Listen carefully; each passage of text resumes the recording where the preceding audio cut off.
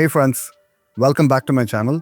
If you're new here, my name is Madhavan. I'm an entrepreneur and I do content with respect to focus, with respect to productivity, etc.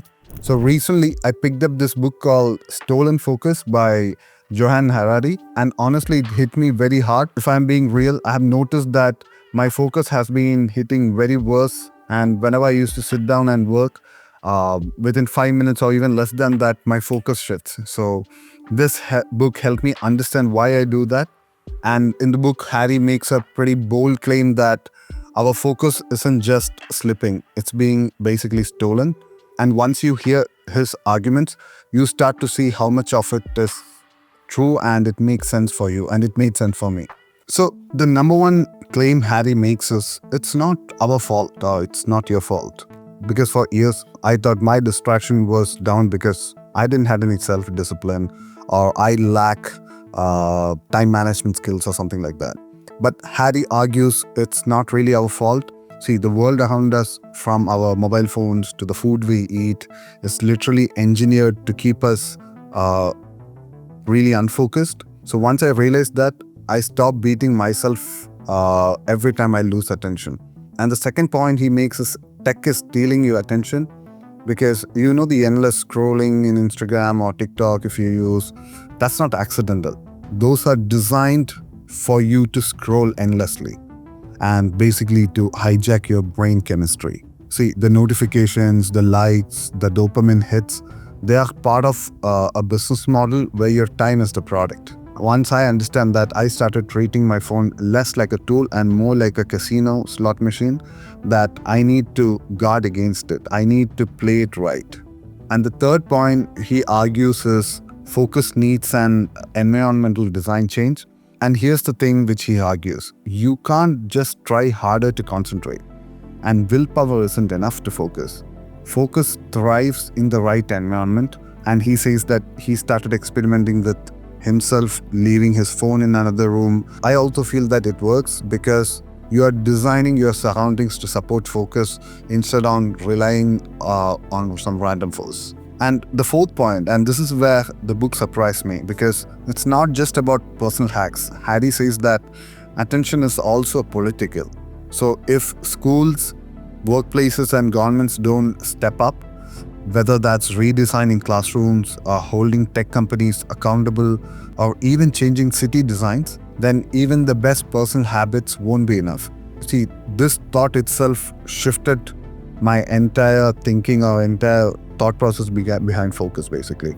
Because it's not just a me problem. It's an us problem, because this problem can be solved only if we as humans collectively join and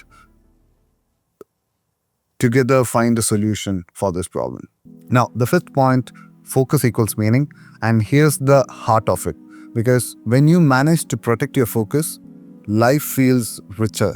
And for me, reading without reaching my phone feels like time expands, conversations with friends became deeper, and work have started to become more enjoyable. And focus isn't just about productivity.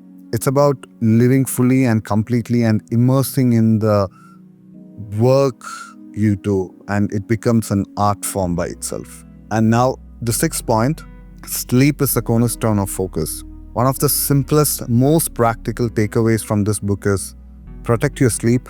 And I know easier said than done, but here Harry makes a strong case that late night scrolling and constant stress are working against us. See, I noticed that if I sleep early on nights, I have a better next day.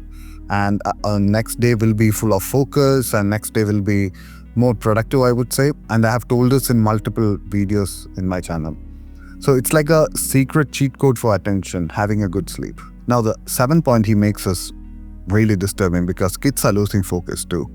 And this part honestly scared me, because Harry explains how children are growing up with less free play, more screen time and overloaded schedules. And that means we are raising a generation with even less ability to focus. See, as someone who have seen how important play and boredom are for creativity, this felt like a wake-up call to us, basically, because this is a problem which we have to solve again collectively. And now the last point which he makes in the book is slow down and go deeper. And this is the lesson which I really loved from the book, because our culture glorifies speed, scrolling, multitasking, consuming more and faster. But the deepest focus and creativity comes from slowing down, because reading slowly, walking without headphones, doing one thing at a time at its own natural pace is Zen.